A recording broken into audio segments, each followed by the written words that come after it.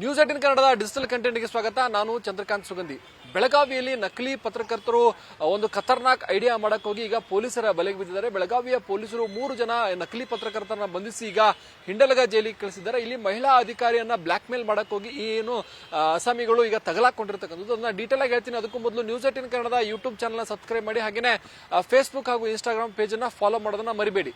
ಬೆಳಗಾವಿಯಲ್ಲಿ ಇತ್ತೀಚೆಗೆ black mail ದಂಧೆ ವ್ಯಾಪಕವಾಗಿ ನಡೀತಾ ಇದೆ. ಪತ್ರಕರ್ತರ ಹೆಸರು ಹೇಳಿ ಅನೇಕ ಕಡೆಗಳಲ್ಲಿ ಬ್ಲಾಕ್ ಮೇಲ್ ಮಾಡೋದು ರೂಢಿಯಾಗಿರ್ತಕ್ಕಂಥದ್ದು. ಅದೇ ರೀತಿ ಬೆಳಗಾವಿಯಲ್ಲಿ ಈಗ ಬ್ಲಾಕ್ ಮೇಲ್ ಮಾಡಕ್ಕೆ ಹೋಗಿ ಸಿಕ್ಕಿಕೊಂಡಂತಹ 3ರನ್ನ ಬೆಳಗಾವಿ ಹಿಂಡಲಗ ಪೊಲೀಸರು ಜೈಲಿಗೆ ಬಿಟ್ಟು ಬಂದಿರತಕ್ಕಂಥದ್ದು. ಪ್ರಮುಖವಾಗಿ ಈ ಒಂದು ಪ್ರಕರಣವನ್ನ ಬೆಳಗಾವಿಯ ಮಾಳಮಾರುತಿ ಪೊಲೀಸ್ ಠಾಣೆ ಇನ್ಸ್ಪೆಕ್ಟರ್ BR ಗಡ್ಡೇಕರ್ ಭೇದಿಸಿರ್ತಕ್ಕಂಥದ್ದು. ಇದು ಅತ್ಯಂತ ರೋಚಕವಾದ ಪ್ರಕರಣ ಅಂತ ಹೇಳಲಾಗ್ತಿದೆ. ಇತ್ತೀಚೆಗೆ ಮಹಿಳಾ ಅಧಿಕಾರಿಯೊಬ್ಬರು ನನಗೆ ಬ್ಲಾಕ್ ಮೇಲ್ ಮಾಡಿದ್ದಾರೆ, ಹಣಕ್ಕಾಗಿ 50 ಲಕ್ಷ ಹಣಕ್ಕಾಗಿ ಬೇಡಿಕೆ ಇಟ್ಟಿದ್ದಾರೆ ಅಂತಕ್ಕಂಥ ದೂರನ್ನ ನಗರ ಪೊಲೀಸ್ ಆಯುಕ್ತ ಭೂಷಣ್ ಬೋರ್ಸೆ ಅವರಿಗೆ ಭೇಟಿಯಾಗಿ ದೂರನ್ನ ಸಲ್ಲಿಸಿದ್ರು. ಇದು ದೂರನ್ನ ರಹಸ್ಯವಾಗಿಡಿ ಮತ್ತು ಯಾರು ಆರೋಪಿಗಳಿದ್ದಾರೆ ಅವರನ್ನ ಬಂಧಿಸಿ, ಯಾಕಂದ್ರೆ ಆರೋಪಿಗಳು ನನ್ನ ಖಾಸಗಿ ವಿಡಿಯೋಗಳು ಇದೆ ಅಂತ ಹೇಳಿ ನನಗೆ ಬೆದರಿಕೆಯನ್ನು ಹಾಕ್ತಿದ್ದಾರೆ ಅಂತಕ್ಕಂಥ ದೂರನ್ನು ಕೊಟ್ಟಿದ್ರು. ಈ ಪ್ರಕರಣವನ್ನ BR ಗಡ್ಡೇಕರ್ ಅವರಿಗೆ ನಗರ ಪೊಲೀಸ್ ಆಯುಕ್ತರು ವಹಿಸಿದ್ರು. ಬಳಿಕ ಪ್ರಕರಣ ಬೆನ್ನತ್ತಿದಂತಹ ಪೊಲೀಸರಿಗೆ ಅನೇಕ ರೋಚಕ ವಿಷಯಗಳು ಬಯಲಾಗಿರ್ತಕ್ಕಂಥದ್ದು. ಆ ಮಹಿಳಾ ಅಧಿಕಾರಿಯ ಮನೆಯ 8 ಹೋಲ್ಡರ್ಗಳಲ್ಲಿ ಒಂದು ರಹಸ್ಯ ಕ್ಯಾಮೆರಾವನ್ನು ಫಿಕ್ಸ್ ಮಾಡಿದಂತಹ ಬೆಚ್ಚಿ ಬೀಳುವ ಅಂಶ ಪೊಲೀಸರಿಗೆ ಸಿಕ್ಕಿರ್ತಕ್ಕಂಥದ್ದು.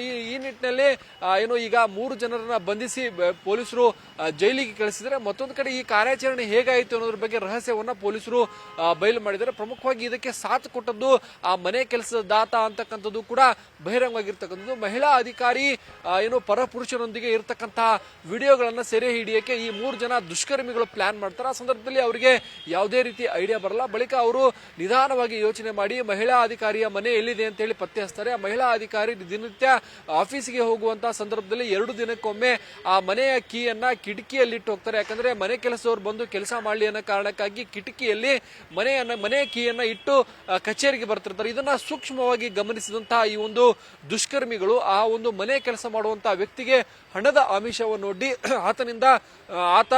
ಆತನ ಯಾವಾಗ ಕೀ ಇಟ್ಟೋದನ್ನ ಗಮನಿಸ್ತಾರೆ ಮತ್ತು ಆತನಿಂದ ಮಾಹಿತಿಯ ಪಡೆದು ಮಹಿಳಾ ಅಧಿಕಾರಿ ಕೀ ಇಟ್ಟೋದ ಸಂದರ್ಭದಲ್ಲಿ ಅಲ್ಲಿಗೆ ಬಂದು ಆ ಕೀಯನ್ನು ತೆಗೆದುಕೊಂಡು ಮನೆಯನ್ನ ಪ್ರವೇಶ ಮಾಡ್ತಾರೆ. ಅಕ್ರಮವಾಗಿ ಮನೆಯನ್ನ ಪ್ರವೇಶ ಮಾಡಿ ಮನೆಯಲ್ಲಿ ಇರ್ತಕ್ಕಂಥ ಬಲ್ಬ್ಗಳನ್ನು ಹಾಕುವಂತಹ ಹೋಲ್ಡರ್ಗಳನ್ನ ಸರ್ಚ್ ಮಾಡ್ತಾರೆ.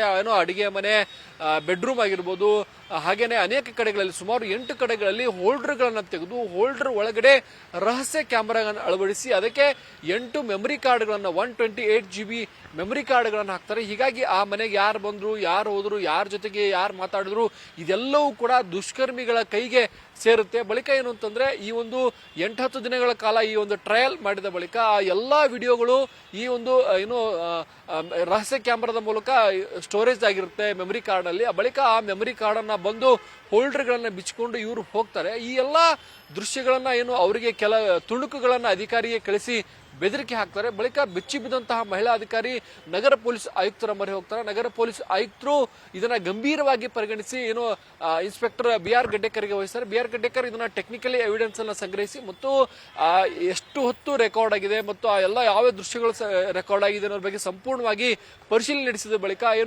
ಗೋಕಾಕ್ನ ಯೋಗಿ ಕೊಳ್ಳ ಮೂಲದ ಮಕಾಂದಾರ್ ಅಂತಕ್ಕಂಥ ಒಬ್ಬ ನಕಲಿ ಪತ್ರಕರ್ತನ ಬಂಧಿಸಿದ್ದಾರೆ. ಜೊತೆಗೆ ಅಲ್ಲಿನ 2 ಆತರ ಸಹಚರನ್ನು ಕೂಡ ಬಂಧಿಸಿರ್ತಕ್ಕಂಥದ್ದು. ಈ ಮಕಾಂದಾರ್ ಮೇಲೆ ಅನೇಕ ಆರೋಪಗಳಿವೆ. ಬೆಳಗಾವಿ, ಗೋಕಾಕ್, ಖಾನಾಪುರ ಹಾಗೆ ಅನೇಕ ಕಡೆಗಳಲ್ಲಿ ನಾನು ಪತ್ರಕರ್ತ ಅಂತ ಹೇಳಿ ಹೋಗಿ ಅನೇಕ ದರೋಡೆ ಮಾಡಿರ್ತಕ್ಕಂಥದ್ದು ಮತ್ತು ಅನೇಕ ಬ್ಲಾಕ್ ಮೇಲ್ ಮಾಡಿರ್ತಕ್ಕಂಥ ಪ್ರಕರಣ ಇರ್ತಕ್ಕಂಥದ್ದು. ಈ ಮಕಾಂದಾರ್ ಸೇರಿದಂತೆ ಈಗ 3ರನ್ನ ಪೊಲೀಸರು ಬಂಧಿಸಿ ಜೈಲಿಗೆ ಕಳಿಸಿದ್ದಾರೆ. ಪ್ರಮುಖವಾಗಿ ಈ ಪ್ರಕರಣವನ್ನ ಬೆಳಗಾವಿ ಪೊಲೀಸರು ಬಂಧಿಸಿರ್ತಕ್ಕಂಥದ್ದು. ಯಾರೇ ಈ ರೀತಿ ಬ್ಲಾಕ್ ಮೇಲ್ ಮಾಡಿದರೆ ಅವ್ರ ವಿರುದ್ಧ ಕ್ರಮ ಕೈಗೊಳ್ಳುತ್ತೀವಿ ಅಂತಕ್ಕಂಥ ಎಚ್ಚರಿಕೆಯನ್ನು ಕೊಟ್ಟಿದ್ದಾರೆ. ಮತ್ತು ಈ ಮಕಾಂದಾರ್ ಗ್ಯಾಂಗ್ ನಿಂದ ಇನ್ನು ಯಾರು ವಂಚನೆಗೆ ಒಳಗಾಗಿದ್ದಾರೆ ಅವರೆಲ್ಲರೂ ಕೂಡ ಬಂದು ದೂರು ಕೊಡಿ, ನಾವು ನಿಮ್ಮ ಜೊತೆಗಿರ್ತೀವಿ ಅಂತಕ್ಕಂಥ ಒಂದು ಸಂದೇಶವನ್ನ ಸದ್ಯ ರವಾನೆ ಮಾಡಿರ್ತಕ್ಕಂಥದ್ದು. ಮಾಳಮಾರುತಿ ಪೊಲೀಸ್ ಸ್ಟೇಷನ್ ನಲ್ಲಿ ಒಂದು ಲೇಡಿ ದೂರು ನೀಡಿದ್ದಾರೆ. ಅವರ ಮನೆಯ ಒಳಗಡೆ ಯಾರು ಒಂದು ಹಿಡನ್ ಕ್ಯಾಮೆರಾ ಇಟ್ಕೊಂಡು ಅವರದು ಕೆಲವು ಪ್ರೈವೇಟ್ ಮೂಮೆಂಟ್ಸ್ ಕ್ಯಾಪ್ಚರ್ ಮಾಡಿ ಆ ವಿಡಿಯೋ ತೋರಿಸ್ಕೊಂಡು ಅವರಿಂದ 50 ಲಕ್ಷ ಹಣ ಬ್ಲ್ಯಾಕ್ ಮೇಲ್ ಮಾಡಿಕೊಂಡು ಕೇಳೋಕ್ಕೆ ಅವರಿಗೆ ಯಾರು ಕಾಲ್ ಮಾಡಿದರು. ಅವರು ತಕ್ಷಣವೇ ನಮ್ಮ ಪೊಲೀಸರಿಗೆ ಅಪ್ರೋಚ್ ಆಗಿದ್ದರು. ಆ ಮಾಹಿತಿ ಆಧಾರದ ಮೇಲೆ ನಮ್ಮ ಪೊಲೀಸ್ ಅಧಿಕಾರಿಗಳು ACP ಮಾರ್ಕೆಟ್ ಶ್ರೀ ಸಂತೋಷ್ ಅವರ ಮಾರ್ಗದರ್ಶನದಲ್ಲಿ ಇನ್ಸ್ಪೆಕ್ಟರ್ ಶ್ರೀ PI ಗಡ್ಡೇಕರ್ ಮತ್ತು ನಮ್ಮ ಕ್ರೈಮ್ ಸಿಬ್ಬಂದಿ ಇಮಿಡಿಯೇಟ್ಲಿ ಆ ಕಂಪ್ಲೇಂಟ್ ಬಂದ ಮೇಲೆ BNS 308 77 351 ಇದರಲ್ಲಿ ಮತ್ತು IT ಆಕ್ಟ್ 66E 67 ಮತ್ತು 67A ಇನ್ಫಾರ್ಮೇಷನ್ ಟೆಕ್ನಾಲಜಿ ಆಕ್ಟ್ ಈ ಪ್ರಕಾರ ನಾವು FIR ದಾಖಲು ಮಾಡಿಸಿದ್ದೀವಿ. ಮತ್ತು ಅವರು ಎಲ್ಲಿ ಕಾಲ್ ಮಾಡ್ತಾ ಇದ್ರೆ ಅವರಿಗೆ ನಮ್ಮ ಪೊಲೀಸ್ ಹೇಳ್ದಂಗೆ ಅವರು ಆಯಿತು ನಾವು ದುಡ್ಡು ಕೊಡ್ತೀವಿ ಅಂತ ಹೇಳ್ಕೊಂಡು ಅವರಿಗೆ ನಮ್ಮ ಪೊಲೀಸ್ ಈ 3 ಆರೋಪಿಗೆ ದಸ್ತಗಿರಿ ಮಾಡಲು ಯಶಸ್ವಿಯಾಗಿದ್ದಾರೆ. ಈ 3 ಆರೋಪಿ ಇದ್ದಾರೆ. ಸಮೀರ್ ನಿಸಾರ್ ಅಹಮದ್ ಶೇಖ್ 32 ವರ್ಷ, ಅಬ್ದುಲ್ ರಶೀದ್ ನಜೀರ್ ಅಹಮದ್ ಮಕಾಂದಾರ್ 51 ವರ್ಷ ಮತ್ತು ಮೊಹಮ್ಮದ್ ದಿಲಾವರ್ ನಜೀರ್ ಅಹಮದ್ 43 ವರ್ಷ. ಮತ್ತು ಅವರಿಂದ ಸಾಕಷ್ಟು ಡಿಜಿಟಲ್ ಮೊಬೈಲ್ ಆಗಲಿ ಬಾಕಿ ಡಿವೈಸಸ್ ಆಗಲಿ ಅದು ಕೂಡ ಜಪ್ತು ಮಾಡಲಾಗಿದೆ. ಮತ್ತು ಆ ಲೇಡಿ ಹೇಳ್ತಾ ಇದ್ರು ಅದು ಎಲ್ಲ ಎವಿಡೆನ್ಸ್ ಕೂಡ ನಮಗೆ ಅದರಲ್ಲಿ ಸಿಕ್ಕಿದೆ. ನಾವು ಸಾರ್ವಜನಿಕರಿಗೆ ಒಂದು ರಿಕ್ವೆಸ್ಟ್ ಮಾಡ್ತಾ ಇದ್ದೀವಿ, ಇದು ಹಿಡನ್ ಕ್ಯಾಮೆರಾ ಒಂದು ಈ ಸೊಸೈಟಿದು ರಿಯಾಲಿಟಿ ಆಗಿದೆ. ಇದರಲ್ಲಿ 6 ಹಿಡನ್ ಕ್ಯಾಮೆರಾ ಇವರು ಕಾಮರ್ಸ್ ವೆಬ್ಸೈಟ್ ಇಂದ ಪರ್ಚೇಸ್ ಮಾಡಿದ್ದಾರೆ. ನಾನು ಆ ವಿಡಿಯೋ ಕೂಡ ನಿಮಗೆ ಶೇರ್ ಮಾಡ್ತೀನಿ. ಒಂದು ಲೈಟ್ ಬಲ್ಬ್ದು ಹೋಲ್ಡರ್ ಇರುತ್ತೆ, ಆ ಥರ ಇದೆ ಅದು. ಸೊ ಸಾರ್ವಜನಿಕರಿಗೆ ಗೊತ್ತಾಗಲ್ಲ ಕಿ ನಾವು ಅಲ್ಲಿ ಒಂದು ಹಿಡನ್ ಕ್ಯಾಮೆರಾ ಇದೆ ಅಂತ.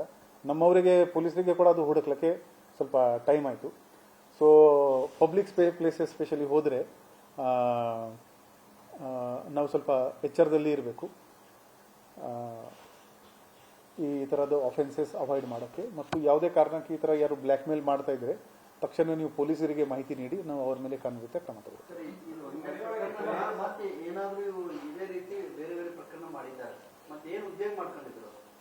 ಇದು ಇವರದು ಈಗ ನಾವು ಮೊಬೈಲ್ ಸಿಕ್ಕಿದೆ ನಮಗೆ, ಇದು ಫಾರೆನ್ಸಿಕ್ ಅನಾಲಿಸಿಸ್ ಮಾಡ್ತೀವಿ. ಮತ್ತೆ ಬೇರೆ ಏನಾದರೂ ವಿಡಿಯೋ ಇದೆಯಾ ಇವರದು ಕಾಲ್ ರೆಕಾರ್ಡ್ ಕೂಡ ನೋಡ್ತೀವಿ ನಾವು.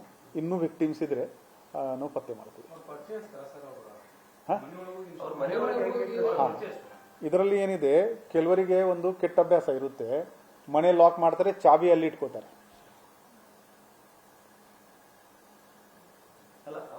ಅವರಿಗೆ ಇದರಲ್ಲಿ ಆ ಲೇಡಿದು ಯಾರು ಪರಿಚಯದವರು ಇದ್ದಾರೆ ಅವರಿಂದ ಈ ಮಾಹಿತಿ ಇವರಿಗೆ ಲೀಕ್ ಆಗಿದೆ.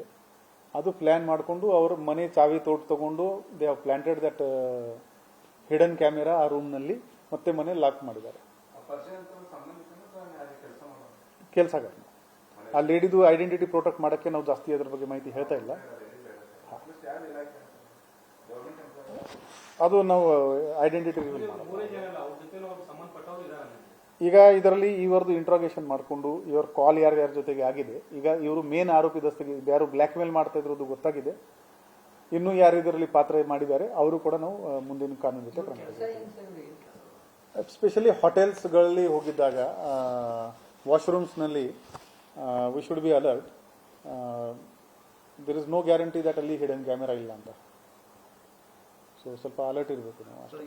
ಬಳಕೆ ಮಾಡೋರಿಗೆ ಏನು ಎಚ್ಚರಿಕೆ ಕೊಡ್ತೀವಿ ಸರ್?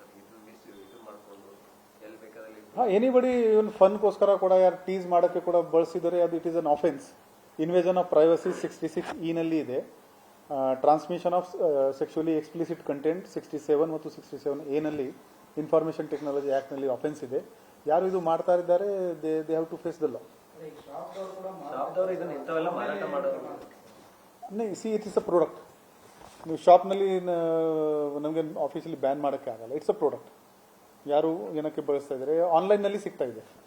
ಸೊ ಮ್ಯಾನುಫ್ಯಾಕ್ಚರಿಂಗ್ ನಮಗೆ manufacturing sale we cannot prevent because it has so many applications. ಮಹಿಳಾ ಅಧಿಕಾರಿಯನ್ನ ಕೊಟ್ಟ ದೂರನ್ನ ಗಂಭೀರವಾಗಿ ಪರಿಗಣಿಸಿದ ಸಂದರ್ಭದಲ್ಲಿ ಒಂದು ಬೆಚ್ಚಿ ಬೀಳುವ ಅಂಶಗಳು ಬೆಳಕಿಗೆ ಬಂದಿರತಕ್ಕಂಥದ್ದು. ಈ ಒಂದು ನಕಲಿ ಪತ್ರಕರ್ತರು ಇಷ್ಟೊಂದು ದುಷ್ಕೃತ್ಯವನ್ನು ಎದುರಿಸಿ ಹೇಗೆ ಸಾಧ್ಯ ಅಂತಕ್ಕಂಥದ್ದು ಈಗ ಎಲ್ರಿಗೂ ಕೂಡ ಬೆಚ್ಚಿ ಬೀಳಿಸುವಂತಾಗಿದೆ. ಏನು ಅವರ ಮನೆಯ ದೃಶ್ಯಗಳನ್ನು ಸಂಗ್ರಹಿಸಿ ಅವರಿಗೆ 50 ಲಕ್ಷ ರೂಪಾಯಿ ಹಣಕ್ಕಾಗಿ ಬೇಡಿಕೆ ಇಟ್ಟಂತದ್ದು ಕೂಡ ಈಗ ಬಯಲಾಗಿರ್ತಕ್ಕಂಥದ್ದು. ಮನೆಯ ಹೋಲ್ಡರ್ನಲ್ಲಿರ್ತಕ್ಕಂಥ ರಹಸ್ಯ ಕ್ಯಾಮೆರಾಗಳನ್ನ ಪೊಲೀಸರು ಸದ್ಯ ವಶಕ್ಕೆ ಪಡೆದಿದ್ದಾರೆ. ಮತ್ತೆ ಇನ್ನು ಯಾವ ಕಡೆಗಳಲ್ಲಿ ಯಾವ ರೀತಿ ಇವರು ಬ್ಲಾಕ್ ಮೇಲ್ ಮಾಡಿದ್ರು ಅನ್ನೋದ್ರ ಬಗ್ಗೆ ಪೊಲೀಸರು ಈಗ ಬೆನ್ನತ್ತಿರ್ತಕ್ಕಂಥದ್ದು. ಇನ್ನಾದರೂ ರಾಜ್ಯ ಮಟ್ಟದ ಪತ್ರಕರ್ತರ ಸಂಘಗಳು ಯಾರಿಗಾದ್ರೂ ID ಕಾರ್ಡ್ಗಳು ಮುಂದೆ ಯೋಚನೆ ಮಾಡುವಂತಹ ಸ್ಥಿತಿ ಇರತಕ್ಕಂಥದ್ದು. ಯಾಕಂದ್ರೆ ಬೇಕಾಬಿಟ್ಟಿಯಾಗಿ ID ಕಾರ್ಡ್ಗಳನ್ನು ಕೊಟ್ಟು ಆ ID ಕಾರ್ಡ್ಗಳನ್ನ ಬಳಸಿ ನಾವು ಪತ್ರಕರ್ತರು ಅಂತ ಹೇಳಿ ಈ ನಕಲಿ ಪತ್ರಕರ್ತರ ಜಾಲ ಇಡೀ ಬೆಳಗಾವಿಯಾದ್ಯಂತ ವ್ಯಾಪಕವಾಗಿರ್ತಕ್ಕಂಥದ್ದು. ಇದಕ್ಕೆ ನಗರ ಮತ್ತು ಜಿಲ್ಲಾ ಪೊಲೀಸರು ಈಗ ಕಡಿವಾಣ ಹಾಕಬೇಕಾದಂತ ಅನಿವಾರ್ಯತೆ ಸೃಷ್ಟಿಯಾಗಿದೆ.